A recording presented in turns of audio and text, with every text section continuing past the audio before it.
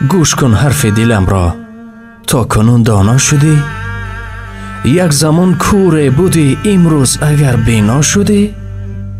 من کلان کردم تو را با صد امید و آرزو، چون کلان گشتی دیگر بی یاد و بی پروا شدی.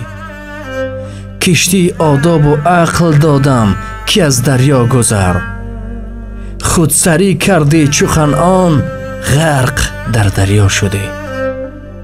ای بسا خواستم که باشی صاحبی نام بلند، آه و افسوس میخورم که صاحب دنیا شدی. گفته بودم میشوی از سای دست پیریم، وا دریغا بعد مرگم در سرم اسا شدی. هیچ پدر رنج پسر هرگز نخواهد در جهان، ای پسر گوشم نکردی عاقبت رسوا شدی.